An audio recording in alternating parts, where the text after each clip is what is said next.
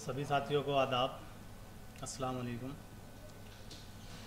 मेरा इस press conference के आयोजकों को बहुत बहुत धन्यवाद और उनकी हिम्मत को एक तरीके से आप बोल सकते हैं पूरा समर्थन और सैल्यूट है, क्योंकि इस दौर के अंदर अपनी आवाज़ को गूंगी और बहरी सरकार के कानों तक पहुंचाने के लिए जो प्रेस कॉन्फ्रेंस या जो मीटिंग रखी गई उसमें उन्होंने जो हिम्मत दिखाई उसके लिए मैं सलाम करता हूं। साथियों, मेरा केस कोई अननोन केस नहीं है। वो सबको मालूम होगा कि 4 लोग हाथरस के अंदर एक बालिका का शोषण करते हैं और शोषण इस हद तक करते हैं कि उसका बलात्कार करते हैं और उसकी कमर तोड़ देते हैं और उसको जुबान काट देते हैं, यहाँ तक कि वो मरने हालत में आ जाती है। उसके बाद 14 दिन तक वो लगातार अपनी लाइफ के लिए संघर्ष करती रहती है। आखिर में 29 सितंबर 2020 को उसका देहांत हो जाता है। यहाँ तक समझ में आता है कि क्रिमिनल ने, अपराधियों ने उस बालिका के साथ अपराध किया, बट इसके आगे का जो घटनाक्रम है वो समझ में आता है कि सरकार ने भी उसके साथ शोषण किया और अपराध किया। क्या हुआ कि उसको जब रेप किया गया और उसके साथ मारपीट और छीना झपटी हुई तो उसके जब चोट लग गई, उसको लेकर वो उसके परिवार वाले लोग थाने पहुंचे तो थाने से उसको भगा दिया गया। उसके बाद जब उसको प्राइवेट हॉस्पिटल में हालत बिगड़ना शुरू हुआ, फिर से उसको सरकारी हॉस्पिटल में लेके गए और सरकारी हॉस्पिटल ने थाने भेजा। जब जाके उसको एफआईआर किया, एफआईआर में क्या हुआ, माँ को और भाई को ऑनर किलिंग दिखा के आरोपी बनाया गया और उसको अलीगढ़ मुस्लिम यूनिवर्सिटी के मेडिकल कॉलेज में रेफ़र किया गया। वहाँ पे डॉक्टर ने उसको रेप की पुष्टि नहीं करते हुए और छेड़छाड़ और ऐसा मारपीट कर एलिगेशन देते हुए उसको दिल्ली एम्स के लिए रेफ़र कर दिया। एम्स ने उसको लेने से मना कर दिया और मना करने के बाद एम्स में जगह नहीं थी, एम्स ने लेने से मना कर दिया, हालत क्रिटिकल थी। तो एम्स के सामने सफदरजंग है, वहाँ लेके गए। वहाँ ले जाने के बाद वो 14 दिन वेंटिलेटर पे थी और अपनी ज़िंदगी की और मौत से वो लड़ रही थी। लास्ट डे 29 सितंबर को डॉक्टर्स ने देखा कि इसका हालत और ज़्यादा बिगड़ती जा रही है, तो उन्होंने उसके परिवार वालों को या उसकी जो केयर टेक कर रहा था उनको बोला कि जो स्टेटमेंट लेना है या दिलवाना है किसी को दिलवा दीजिए। इसके लिए हाथरस से मजिस्ट्रेट आए और उसका रिकॉर्ड नोट किया गया।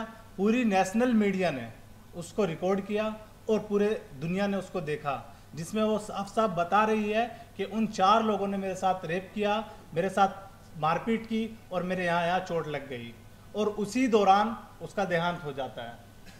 उसके बाद सरकार की चालाकी देखिए, उसकी मेडिकल डेड बॉडी को डिस्चार्ज कराती है और यूपी बॉर्डर पे ले जाके रोक देती है और रोकने के बाद रात के समय, दिन के समय उसको रोक देती है, रात के समय लेके जाती है और उसको अंतिम संस्कार के नाम पे क्या करती है, पेट्रोल डाल के पुलिस कस्टडी में उसको आग लगा देती है।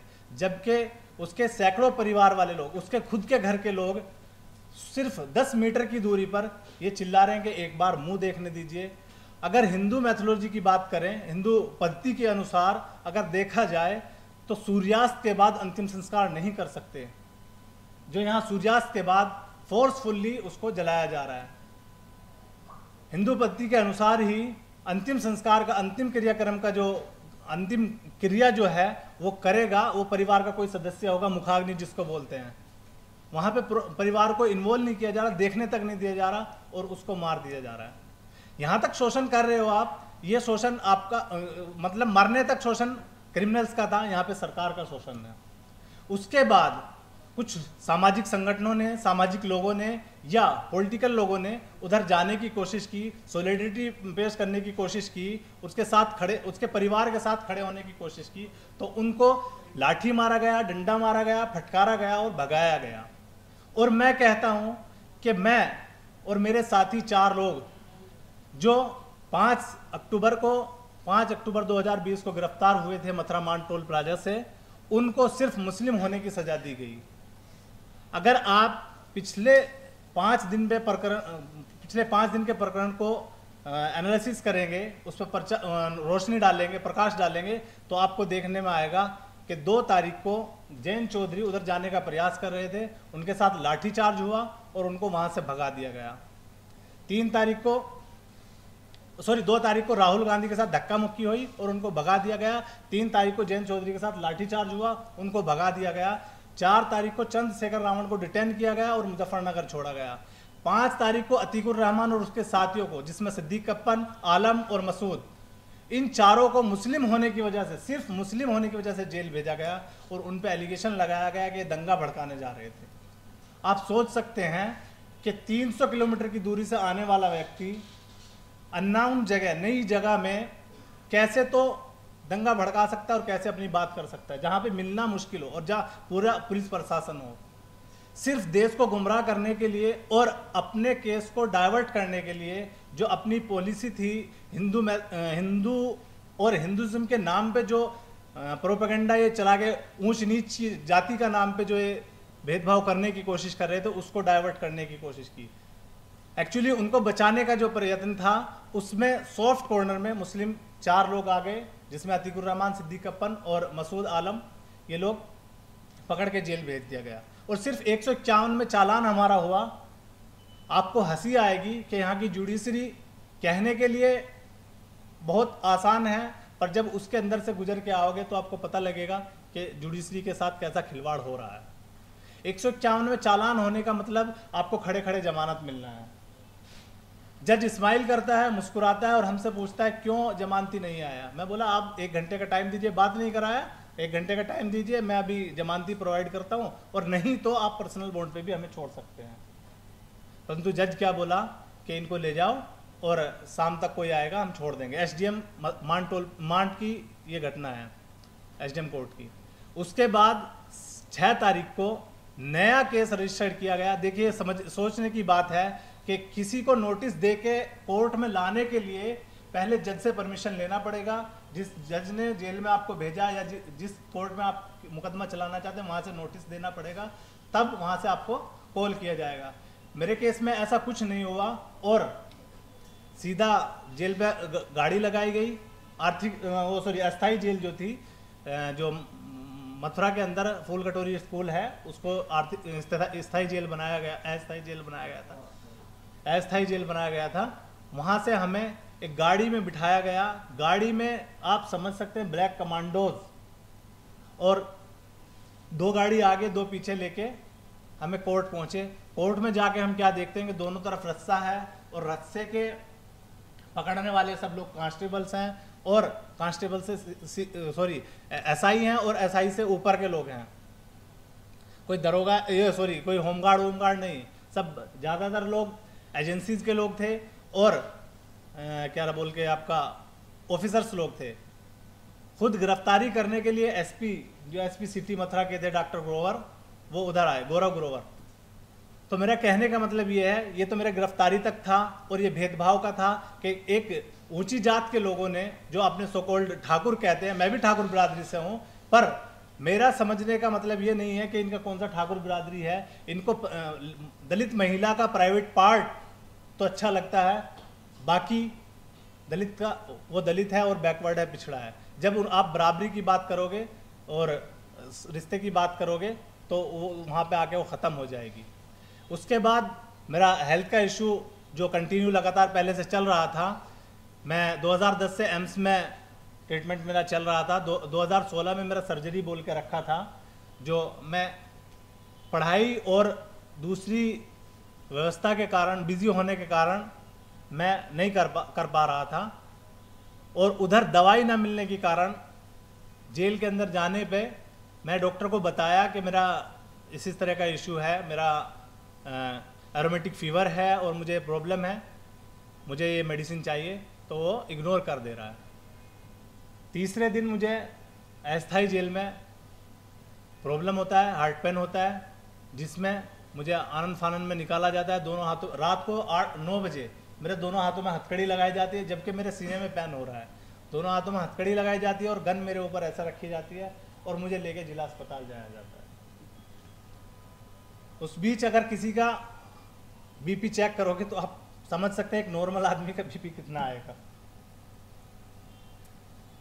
बट मैं उस क्राइसिस को भी झेल के आया।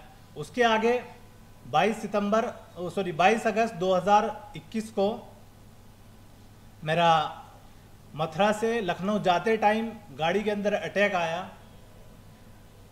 अटैक आने पर मैं गाड़ी के फर्श में आ गया नीचे। मेरे जो साथ वाले लोग थे जो कोर्ट में पेश होने जा रहे थे, सिद्दीक कप्पन और आलम मसूद वगैरह, ये मेरे पुश कर रहे हैं, हवा कर रहे हैं, पुश कर रहे हैं।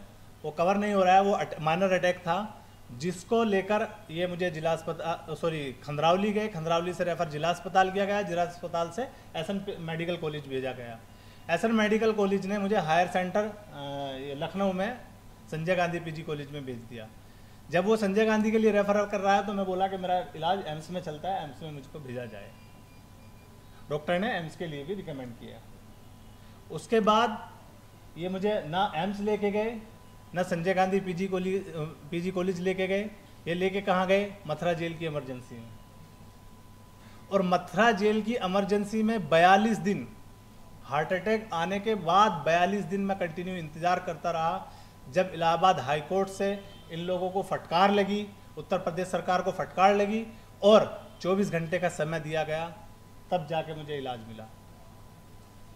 24 घंटे के समय में भी जो सरकारी वकील था वो गिड़गिड़ाने लगा कि इतने में फाइल मूव नहीं होगी, ये नहीं होगा, क्योंकि सिस्टम बहुत लचर है और बहुत फेल है। उसके बावजूद उसका गिड़गिड़ाने के बाद जज ने 48 घंटे का टाइम दिया, तब जाके मुझे 48 घंटे बाद मुझे एम्स में भर्ती किया गया। 42, आप समझ सकते हैं कि जिसको तुरंत त्वरित इलाज मिलना चाहिए उसको 42 दिन इंतज़ार करना पड़ा। उसके बाद सर्जरी अल्हम्दुलिल्लाह अच्छा हुआ, जिससे मैं सक्सेस हुआ, मतलब ठीक हुआ, आगे बढ़ा। 29 दिन में हॉस्पिटल में रहा। इस दौरान जो जेल का सिपाही था वो इतना एटीट्यूड वाला और इतने गंदे नेचर का आदमी था, उसको हर कदम पे पैसा चाहिए, हर कदम पे पैसा चाहिए। जबकि जेल ने और उत्तर प्रदेश सरकार की तरफ से उसको इसलिए भेजा गया था कि अगर एक बिल भी इसका होगा, मतलब कोर्ट की तरफ से इसलिए भेजा गया था, अगर एक बिल भी इसका अतीकुर रहमान का होगा तो ये पे करेगा। पर वो बिल तो क्या पे करता, वो ऊपर से उतारने की कोशिश करता रहा। उसके बावजूद 4 टाइम मेरा डिस्चार्ज पेपर डॉक्टर ने फाड़ के दिया। डॉक्टर उज्जवल कुमार चौधरी जो एम्स के सीनियर डॉक्टर हैं, अभी रिटायर हो गए, तो उन्होंने मेरा सर्जरी किया था। उन्होंने बोला कि आपको मालूम है कि ये जेल जा रहा है, आपको पता है, इसको डिस्चार्ज कराने के लिए कोशिश कर रहे हैं, जो कि मैं नहीं करूँगा, मुझे कोर्ट में खड़े होने का शौक़ नहीं है और मैं खड़ा भी नहीं हो पाऊँगा। उनकी जद्दोजहद और मेहनत से मैं 29 दिन उधर रुक पाया। और जैसे ही वो छुट्टी गए 29वें दिन एक जूनियर डॉक्टर ने उनके नाम से 4 UK चौधरी के नाम से डिस्चार्ज पेपर बना के और मुझे डिस्चार्ज कर दिया। उसके बाद मैं जेल चला गया। जेल जाने के बाद जेल की व्यवस्था आप समझ सकते हैं, ओपन हार्ट सर्जरी है, चल फिर नहीं पा रहा हूँ, मैं खा नहीं पा रहा हूँ, मेडिसिन पे हूँ, और एक कोई ओपन मतलब कोई मजाक नहीं है, 1 फुट के करीब यहाँ से कटा है। ये इतनी सिचुएशन के बाद जेल एडमिनिस्ट्रेशन ने मुझे कोई केयर नहीं किया। जिस दिन मैं डिस्चार्ज हुआ और जेल पहुंचा, उसी दिन मेरे साथ वाले लोगों को जो मेरे केस में थे उनको लखनऊ ट्रांसफ़र कर दिया गया। उधर ना कोई कपड़े धोने वाला है, ना कोई पहनाने वाला है, ना कोई खिलाने वाला है। खैर उसको भी मैं आगे करके आगे बढ़ा। और एक दिन सडनली मेरा रात में 3 बजे के करीब ये लेफ़्ट हैंड मूवमेंट करने लगा। ये ब्लड शुगर जो मेरा गड़बड़ कर गया। डॉक्टर को बताया, डॉक्टर नहीं आया। 3 बजे मेरा किया, 5 और 5:30 के करीब फार्मासिस्ट आया, 3 बजे से 5 बजे के। और फिर उसने डॉक्टर को फ़ोन किया, डॉक्टर आया 6 बजे के करीब। फिर डॉक्टर आया तो उसके पैरों के नीचे से ज़मीन निकल चुकी थी। वो जल्दी जल्दी मुझे पेपर भर के जिला अस्पताल लेके गया। जिला अस्पताल वालों ने मुझको एम्स भेज दिया। एम्स भेजा तो इधर मैं 2 दिन इमरजेंसी में रहा। इन्होंने रिकवर किया, फिर से मुझे उधर भेज दिया।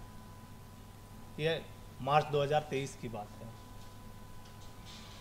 2022 में 27 नवंबर को मेरा सर्जरी हुआ और मार्च 2023 में मुझको ये प्रॉब्लम आया। ये प्रॉब्लम आने के बाद, मेरा ब्लड शुगर बढ़ने के बाद डॉक्टर ने क्या सोचा कि अगर ये यहाँ रहेगा, कुछ नया प्रॉब्लम आया तो मेरा गर्दन फंस जाएगी, इसलिए उन्होंने मुझे जल्दी जल्दी वहाँ से अधीक्षक को बोल के मुझको भी लखनऊ जेल ट्रांसफ़र कर दिया। जबकि मेरा इधर एम्स में फॉलोअप ड्यू था, उसको इग्नोर करते हुए मुझको लखनऊ भेज दिया गया। लखनऊ जाने के बाद आप समझ सकते हैं कि एक जेल से दूसरी जेल जाने के बाद और फिर हॉस्पिटल की अगर बात करोगे आप, तो हॉस्पिटल का आपको जल्दी से कोई बेनिफिट नहीं मिलने वाला है, क्योंकि यहाँ पे कोर्ट का ऑर्डर था और जो कोर्ट था वो इलाहाबाद कोर्ट था। लखनऊ जाने के बाद मेरा जुरिडिक्शन चेंज हो गया, लखनऊ हाई कोर्ट आ गया। अब डॉक्टर मजबूरी दिखा रहा है कि मैं नहीं भेज सकता, मैं परमिशन नहीं है, ये नहीं है, वो नहीं है। बहरहाल उन्होंने कोशिश किया और आज तक भी वो कोशिश कंप्लीट नहीं हो पाया, मैं बाहर आ गया। उसके बाद 2022 को अगस्त में मुझे मेडिसिन ख़त्म हो गया। मैं डॉक्टर को बताया कि अब तो मुझे भेज दो, मेरा मेडिसिन ख़त्म हो गया, फॉलोअप होना है, मेडिसिन चाहिए, मेरा लाइफ चलना है। तो वो मेडिसिन नहीं दिया, वो बोला 2 दिन में हम लाके आपको देंगे, और मेरा एक डॉक्टर KGMU के लिए अपॉइंटमेंट फिक्स किया।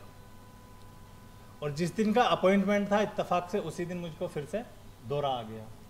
और वो दौरा ऐसा भयानक था कि मुझे अगले 1 महीने तक, बल्कि 1 महीना 5 दिन तक कोई होश और आवास नहीं था। मैं किसी को पहचान नहीं रहा था। मेरा दोस्त उधर गया, मेरा फैमिली उधर गया, मेरा भाई उधर गया, मेरा मामा, मेरे रिलेटिव्स उधर गया, बट मैं किसी को पहचान नहीं पा रहा हूँ। और ये क्या किया, 5 दिन मुझे KGMU में रखने के बाद प्रदेश सरकार के प्रेशर से मुझे वापस जेल में भेज दिया गया। मैं ये दीवार पकड़ पकड़ के चल रहा हूँ और व्हील चेयर पे जा रहा हूँ। व्हील चेयर चलाने वाला कोई नहीं है, खुद ही उसको खींच रहा हूँ। बहुत सारा सर्वाइव, बहुत सारा संघर्ष मैंने उधर देखा, किया, और वो मेरा प्रैक्टिकल है। जेल में कुछ लोग अच्छे भी होते हैं और कुछ लोग बुरे भी होते हैं। तो जो अच्छे लोग थे उन्होंने थोड़ा बहुत मदद किया बेचारों ने, जितना वो कर सकते थे। उसके अलग एडमिनिस्ट्रेशन का मुझे कोई सपोर्ट नहीं मिला। इवन दैट मैं यहाँ तक डिस्ट्रिक्ट कोर्ट के अंदर, लखनऊ कोर्ट के अंदर मैं व्हील चेयर पर बैठा हूँ, चल फिर नहीं पा रहा हूँ। मैं जज को बोला, स्पेशली पेशकार को मैं झगड़ा करके ये बोला कि मुझे पेश होना है, तो वो पेश कराया।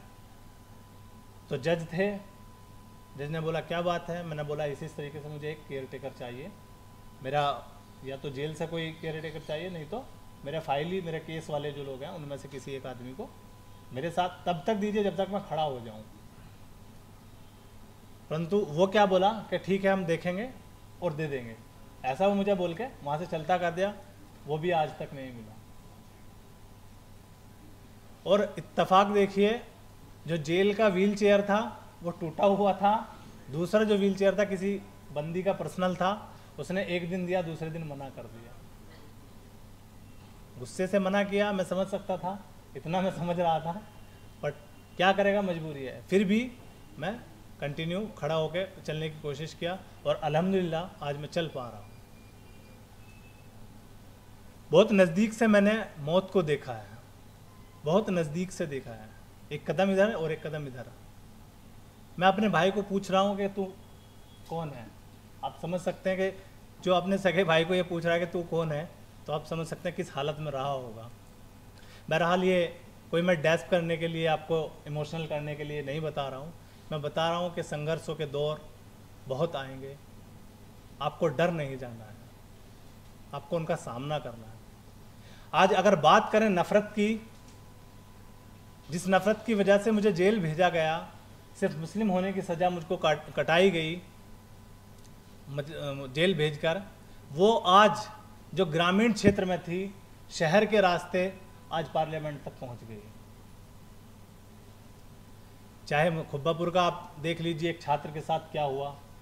एक मासूम बच्चे के साथ में एक टीचर चांटे लगवा रहा है। बच्चों के साथ पूरी क्लास से एक बच्चे को खड़ा करके पूरी क्लास से बजवा रहा है, सिर्फ मुस्लिम होने की वजह से। एक क्रिकेट तक पहुंच गई, खेल तक पहुंच गई। मेरा एक फ्रेंड है जो थोड़ा विकलांग है, विकलांग टीम में खेलता है। कोई स्लोगन था, उसने नहीं दिया, वो उसका मर्जी। जीत के बाद स्लोगन था, उसने नहीं दिया। जय श्री राम का नारा था, उसने नहीं लगाया। तो उसको 2 दिन पहले तक उसका नाम लिस्ट में था, अभी 2 दिन बाद देखा तो आज मैच है, उसका नाम कट कर दिया। ये नफरत आखिर लेके हमें कहाँ जा रही है? पार्लियामेंट में आप सबने देखा, पूरे देश ने देखा, पूरी दुनिया ने देखा, कुंवर दानिश ने सिर्फ ये बोल दिया कि आप सिरे नहीं लो। ये बहुत पहली नींव रखी हुई है, बहुत पहले से इसको पानी पिला के पाला गया है। प्रधानमंत्री नरेंद्र मोदी का इसमें कोई योगदान नहीं है, उससे पहले से चला आ रहा है। इसरो के जो सफल चंद्रयान हुआ है उसको करने के लिए उन्होंने कोशिश किया, तो उधर रमेश बिधूड़ी ने उनको सिर्फ मुस्लिम होने की वजह से कितना गालियां सुनाई, पूरी दुनिया ने देखा। नूह के अंदर आप देख लीजिए, नूह के अंदर लोगों पे हमला किया गया, धर्म के नाम पे लोगों को भड़का गया, उकसाया गया, और उसके बाद बिल्डूजर बाबा ने वहाँ पे क्या हुड़दंग मचाया। और ये यूपी के अंदर देख लीजिए, एमपी के अंदर देख लीजिए, हर जगह जो बोलने की कोशिश कर रहा है या वो मुस्लिम है उसको टारगेट किया जा रहा है, या दलित है या आदिवासी है उसको टारगेट किया जा रहा है। मैं कहना चाहता हूं कि नफरत को छोड़ के हमें आगे बढ़ने की ज़रूरत है। और मैं एक बार फिर से जो ऑर्गेनाइजर टीम है इसका बहुत बहुत धन्यवाद करता हूं कि इन्होंने ऐसे हालात में, ऐसे दौर में ये प्रेस कॉन्फ्रेंस को कॉल किया और लोग इधर आया। उसके लिए एक बार फिर तहे दिल से शुक्रिया। और तमाम साथियों का, आप लोगों का भी, जर्नलिस्ट का, और जो लोग किसी ऑर्गेनाइजेशन से या इंडिविजुअल इधर पार्टिसिपेट कर रहे हैं, मैं उनका सबका धन्यवाद करता हूँ। बहुत बहुत शुक्रिया। अस्सलाम वालेकुम।